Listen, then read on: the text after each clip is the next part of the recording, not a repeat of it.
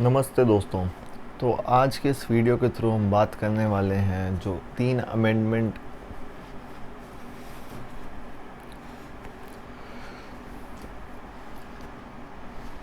नमस्ते दोस्तों, आज के इस वीडियो में हम बात करने वाले हैं जो on going corona virus pandemic में हो रहे किसानों के प्रदर्शन के बारे में।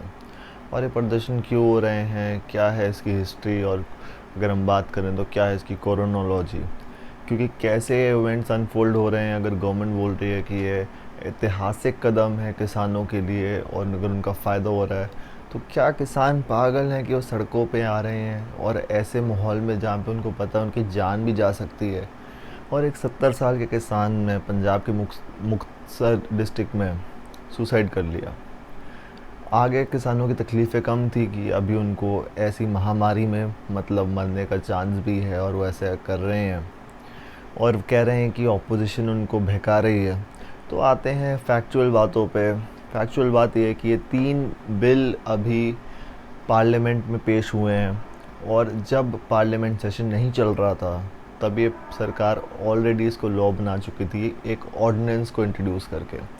अब ऑर्डिनेंस क्या होता है, जब हमारा पार्लियामेंट सेशन नहीं चल रहा होता बस बहुत ही मस्ट एक सरकार को कुछ रूल लागू करना होता है तो कैबिनेट एक ऑर्डिनेंस पास कर देती है कि हम जब तक ये नहीं हो रहा टेंटेटिवली इसको लॉ बना रहे हैं, इसके निष्कर्ष में सारी चीज़ें प्रोसेस होंगी और पास होंगी। जैसे पार्लियामेंट का सेशन शुरू होगा हम इसको प्रदर्शन में ला देंगे, वहाँ पे हम इसको इंट्रोड्यूस कर देंगे लोअर हाउस में अपर हाउस में। तो जब हमारी कोरोना में जो फर्स्ट क्वार्टर में हमारी जीडीपी -23.9% नीचे गिर गई है कंपैरेटिवली लास्ट ईयर के सेम क्वार्टर के जीडीपी के, तो तब सरकार ने ये 3 बिल इंट्रोड्यूस किए। क्या ये बहुत मस्त है ऐसे सिचुएशन में जब आपको पता है कि आपकी जीडीपी नीचे गिर रही है? अगर आपको कुछ रिफॉर्म्स लाने थे तो फाइनेंशियल सेक्टर में लाने चाहिए थे जिससे लोगों को फ़ायदा मिलता, बट ऐसा कुछ नहीं किया गया। हालांकि $2.6 बिलियन का वर्ल्ड बैंक से लोन भी लिया गया, पता नहीं कहाँ पे यूज़ हुआ है, कुछ बताया नहीं गया कहाँ पे वो पैसा यूज़ हुआ है कहाँ पे नहीं हुआ। बट सरकार को लगा कि farmers produce trade and commerce bracket में प्रमोशन एंड फैसिलिटी बिल 2020 लाना बहुत ज़रूरी है, तभी ऑर्डिनेंस में इसको लाया गया। The farmers empowerment and protection agreement of price assurance and farm services bill 2020 लाना भी बहुत ज़रूरी था, चाहे हमारी जीडीपी बेकार जा रही है। फिर उसके बाद में द एसेंशियल कॉमोडेशन अमेंडमेंट बिल 2020 की अमेंडमेंट बिल है, ऑलरेडी पास है, इसमें अमेंडमेंट की जा रही है, ये लाना भी बहुत ज़रूरी था। तो अब इस पे किसान ये बोल रहे हैं और किसानों के लीडर्स ये बोल रहे हैं, जिसमें ऑपोजिशन की पार्टियां डीएमके बोल रही है, कांग्रेस बोल रही है और उसके बाद में अपनी तेलंगाना की रूलिंग पार्टी भी बोल रही है ये किसानों के लिए सुसाइडल है। सरकार बोल रही है कि उन्होंने बहुत तगड़ा काम कर दिया है इन बिल्स को पास। अभी हम पहले सरकार का वर्जन सुन लेते हैं, सरकार का कहना है और उसमें कितनी सच्चाई है हम ये भी देखेंगे। सरकार का कहना है कि ये बिल पास होंगे तो क्या होगा कि किसान कहीं पे भी जाके बेच सकेगा, उसको ज़रूरी नहीं है मंडी सिस्टम में अपनी चीज़ें बेचनी पड़ेंगी। ये चीज़ पहले भी थी, इसमें कुछ नया नहीं है। आपके ऊपर कोई बंधुआ मजदूर तो थे नहीं, आप कहीं पर भी बेच सकते थे कि बट सिंस आपकी यील्ड इतनी ज़्यादा होती थी तो आपको एक प्रिस्क्राइब्ड जगह थी मंडी जहाँ पे आपका बिकता था, तो तभी किसान मंडी में बेचते थे। अभी इनको बोल रहे हैं कि आप कॉरपोरेशन के साथ टाइप्स कर लेंगे, ईज़ ऑफ डूइंग बिजनेस बढ़ जाएगा, कॉरपोरेशन आपके साथ आएंगी और आपको ऑर्डर दे सकती हैं। समझ लीजिए फॉर एन एग्जांपल, अभी सबसे बेस्ट एग्जांपल इसका आता है गुजरात का, और ये एक रियल लाइफ एग्जांपल है। गुजरात में चिप्स बनाने वाली मैन्युफैक्चरिंग कंपनी पेप्सिको की जो पेरेंट है पेप्सिको, उसकी कंपनी लेस जो हम चिप्स खाते हैं वो स्पेशल आलू लगवाती है और वो आलू के कॉपीराइट है उस वाली स्पेसिफिक स्पीसीज़ के। उन्होंने वहाँ पे गुजरात में जो फार्मर्स थे उनको बोला ये कॉरपोरेट फार्मिंग कीजिए, हमारे लिए आलू लगाइए। जब तक उनका कॉन्ट्रैक्ट था उन्होंने आलू लगाया, उनको जिस दाम में उन्होंने उनकी डील हुई थी उसी दाम में बेचे। सिंस वो कॉपीराइट थे तो उस पर एमएसपी नहीं लग सकती थी, जैसा ऐसा लोग बोल रहे हैं, डेफिनेटली वही होगा अभी फ्यूचर में। एमएसपी नहीं लगा, उन्होंने अपने हिसाब से उनको प्रिक्योर किया, लिया, ख़त्म हो गई बात, डील ओवर। बट किसी किसान ने, जिनमें से 70 किसान थे, सिंस उनके पास वो आलू बचे थे और आलू के सीड्स नहीं होते, वही आलू आपको वापस लगाना होता, उन्होंने वो अगली बारी भी वो वाली अपने फॉर पर्सनल यूज़ लगा ली। ये 70 किसान थे। एक कंपनी पेप्सी को जिसकी market share value all over the world 180 billion dollar है, उस कंपनी से क्या एक नॉर्मल इंडियन किसान लड़ सकता है कोर्ट में? नहीं। सिंस वो कॉपीराइटेड थे तो ये 70 किसानों को, पेप्सी को कोर्ट लेके गई और डेफिनेटली उन्होंने हार नहीं था। और उनसे since violation of copyright agreement में कितनी, आप इमेजिन करिए कितने डिफेमेशन मांगी, 100 करोड़ का डिफेमेशन मांगा 70 किसानों से जो एक स्मॉल टाइम फार्मर है। क्या वो 100 करोड़ दे पाते? नहीं। तब गुजरात गवर्नमेंट को इंटरव्यू करना पड़ा, उन्होंने सॉरी मांगी और ये केस वहाँ पे रफ़ा दफ़ा किया गया। रफ़ा दफ़ा कैसे किया गया? पेप्सिको ने केस वापस ले लिया।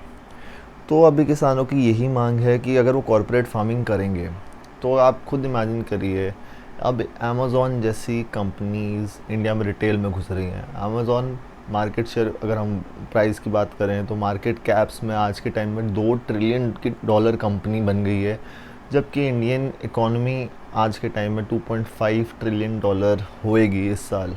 तो क्या हम $2 ट्रिलियन की कंपनी अगर आपके पास आएगी और आपको बोलेगी कि तुम्हें इस जगह में ये चीज़ लगानी है, क्या आप उसको मना कर सकते हैं? अगर आप उसको मना भी कर देंगे, आपको कोर्ट में ले गई वो किसी तरीके से, कोई भी आपके ऊपर केस कर दे, क्या आप वो लड़ सकते हैं? डेफिनेटली नहीं। तभी ये कॉरपोरेट के लिए वो कह रहे हैं कि ये जो फार्मर लीडर है कह रहे हैं कॉरपोरेट के लिए बिल बहुत सही है और इससे हमें कोई फ़ायदा नहीं होगा। और बात भी सही है। कैसे फ़ायदा होगा? एमएसपी जो है, मिनिमम सपोर्ट प्राइस, फार्मर्स की सिर्फ 3 डिमांड्स हैं इन बिल में।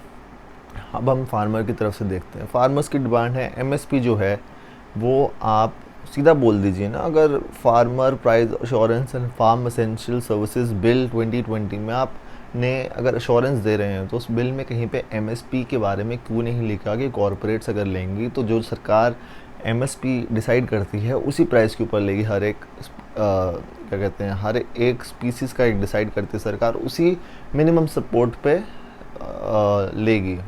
मतलब मिनिमम सपोर्ट से कम नहीं ले सकती, ख़रीद नहीं सकती। बट सरकार बोल रही है तो ऑब्वियस ही है, ये तो होगा ही, मिनिमम सपोर्ट तो होगा ही, वो ही फॉलो करेंगे। तो आप इसको अपने बिल में क्यों नहीं ऐड कर रहे और इसको क्रिमिनलाइज क्यों नहीं कर रहे? बेसिकली अगर आप बिल में ऐड नहीं करेंगे और बाय चांस किसी ने नहीं ख़रीदा तो वो अगर किसान क्रिमिनल कोर्ट में जाएंगे, उनके ऊपर क्रिमिनल प्रोसीडिंग की इन्होंने मेरे साथ गलत किया है, तो कहीं पे अध्यादेश में होगा ही नहीं कि आप उनको सज़ा दे सकते हैं। तो समझ रहे हैं आप कि ये कितनी गलत बात है? अगर बाय लॉ ही आप फिर उनको क्रिमिनल नहीं बोल सकेंगे अगर उन्होंने आपको कम पैसे दिए। तो इसमें अगर इतनी बड़ी कंपनी, समझ लीजिए अब 100 एकड़ की ज़मीन है, आपके बीच में 3 एकड़ है, अगर रिलायंस वाले बोल रहे हैं आपको या अडानी आके बोल रहा है, सिंस रिलायंस रिटेल अभी आ गई है, उन्होंने hostile take over future group का भी कर लिया है, तो अगर आपको बोल रहे हैं वो कि आप यहाँ पे चने लगाएं और आप बीच में बोल रहे हैं नहीं भाई मेरे को चने नहीं लगाने, मेरे को पता है मेरी ज़मीन में फर्टिलिटी अभी नहीं है आज के टाइम में, मैं लास्ट ईयर चने लगाए थे तो आज मैं इस बारी और कुछ लगाऊंगा कि उसमें फर्टिलिटी वापस आ जाए, लेकिन वो कहेगी नहीं मैं चाहता हूँ क्योंकि मेरे को और किसी को अप्रोच नहीं करना, यही 100 एकड़ में सीधा सीधा लेना, तू चने लगा। तो क्या वो बंदा, एक कंपनी जिसकी आज के टाइम में 200 बिलियन मार्केट कैप है इंडिया में, उससे लड़ सकता है? बिल्कुल नहीं। तो एमएसपी ऐड नहीं कर रही यहाँ पे सरकार। सेकंड है डीजल इंजन 10 इयर्स तक अभी कर दिया है नेशनल ग्रीन ट्रिब्यूनल ने कि 10 साल पुराना ग्रीन इंजन अगर अपना डीजल इंजन हो जाएगा किसी भी व्हीकल में तो उसको स्क्रैप में डाल देंगे। पहली बात यहाँ पे इंडिया में समझने वाली बात यह है कि इंडिया में कोई इतना अमीर नहीं है कि हर 10 साल बाद जाके कोई गाड़ी वगैरह ख़रीद ले, और आज के टाइम में एक नॉर्मल ट्रैक्टर ही 7 लाख से शुरू होता है। क्या किसानों के पास इतना पैसा है? वो बेचारे लोन पे लेते हैं, 7-8-10 साल तो लोन ही चलता है। तो उनकी मांग है कि ये जो उनका डीजल इंजन है एटलीस्ट ये किसानों के लिए ये वाला रूल ना फॉलो किया जाए, बट ऐसा नहीं हो रहा। और अगर हम इन्फ्लेशन की बात करें तो आज के टाइम में डीजल प्राइसेज 80 रुपये हो गए हैं। एक ज़माना था जब 30 रुपये का डीजल प्राइस होता था और इतने सेम एमएसपी पे गेहूँ बिकता था। आज 80 रुपये पे डीज़ल है और सेम एमएसपी पे गेहूँ बिक रहा है।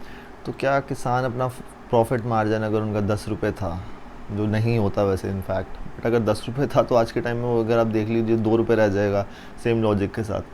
तो ना गवर्नमेंट, इतने ज़्यादा गवर्नमेंट ने टैक्सेस बढ़ा दिए हैं और international crude crude oil prices जो 2004 के थे वो ही चल रहे हैं 2014 से, जो है $30 पर बैरल। एक बैरल में 149 लीटर क्रूड ऑयल होता है उसकी प्योरीफिकेशन करने के बाद। अगर हम देखें तो अगर बिना सरकार की कोई एक्साइज ड्यूटी स्टेट और गवर्नमेंट के हटा दें और वैट हटा दें या और सेस हटाएँ, तो सिर्फ प्रॉफिट मार्जिन अगर हम कंसिडर करें 1 लीटर डीजल पे ₹2.90 जो डीलर का होता है वो, तो उस हिसाब से डीज़ल इंडिया में 32 रुपीज़ का बिकना चाहिए और 80 का बिकता है हर एक स्टेट में। तो आप सोच सकते हैं कितना यहाँ पे अनफेयर है आपके लिए, मेरे लिए भी, किसानों के लिए भी। और अगर तभी किसान लड़ रहे हैं, और इस पे सबसे सस्पिशियस सब बात यहाँ पे आती है, आपने पार्लियामेंट सेशन में बोल दिया कि पार्लियामेंट सेशन में क्वेश्चन आवर नहीं होगा, क्वेश्चन आंसर आप पूछ ही नहीं सकते, वो हटा ही दिया।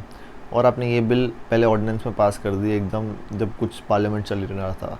अब पार्लियामेंट चल रहा है, आप क्वेश्चन पूछ नहीं सकते, और आपके पास मेजॉरिटी है लोकसभा में, क्योंकि लोग तभी कहते हैं कि आपके पास पूरे एटमोस्ट मेजॉरिटी नहीं होनी चाहिए। अभी आपके पास 330 340 सीटें आपने सीधा पास कर दिया, बात ख़त्म हो गई। लेकिन राज्यसभा में जहाँ पे आपके पास मेजॉरिटी बिल्कुल एक ऐसे कहते हैं बराबरी पे चल रही है, आप खुद बताइए 270 लोगों का आपको वोट लेना हो ऑन एन एवरेज, जो 270 है नहीं अभी राज्यसभा में, 230 सीटिंग है, तो 230 लोगों का अगर आपसे पूछना है, आपको पूछना उनसे, तो आप डेफिनेटली उनसे फिज़िकल वोट लेंगे और उसके बाद में काउंट करेंगे। तो लोगों ने, जो एमपीज़ थे, उन्होंने ये रिक्वेस्ट किया था कि फ़िज़िकल वोट होना चाहिए। जो आज पार्लियामेंट, जो राज्यसभा अपर हाउस में बिल पास हुआ है, क्योंकि लोकसभा में ऑलरेडी हो गया था, तो उन्होंने जो स्पीकर था उनको बोला कि ये होगा, लेकिन स्पीकर ने उनकी रिक्वेस्ट एक्सेप्ट नहीं की और वोकल वोट ले लिया। वोकल वोट ले लिया, आप खुद इसमें थोड़ा दिमाग लगाइए। वोकल वोट अगर आप 200 लोगों का लेंगे, आपको कैसे पता चलेगा कौन बंदा येस बोल रहा है, कौन बंदा नो बोल रहा है, और कितने बंदे क्या बोल रहे हैं। और आपने वोकल वोट पे बिल पास कर दिया। और सबसे सस्पिशियस बात, जो राज्यसभा टीवी पे सब कुछ टेलीकास्ट होता है, जब स्पीकर ने बोला वोकल वोट लेंगे, तब उस चैनल की आवाज़ चली गई। और ये सब कुछ टेलीकास्ट होता है इंडिया के नेशनल टेलीविज़न पे, और उस चैनल की आवाज़ चली गई और आवाज़ ही नहीं आई, तो पता ही नहीं चला क्या हुआ। तो ट्रांसपेरेंसी, जो डेमोक्रेसी का मंदिर माना जाता है पार्लियामेंट, अगर वहाँ पे ही नहीं है और ऐसे धक्काशाही से अगर कुछ हो रहा है, तो आप खुद सोचिए कि किस डायरेक्शन में हम जा रहे हैं। एंड अगर आपको ये वीडियो पसंद आए तो प्लीज़ शेयर कीजिए, और awareness about farmers right please आप लोगों को बताइए बाय शेयरिंग दिस वीडियो। धन्यवाद, नमस्ते, थैंक यू वेरी मच।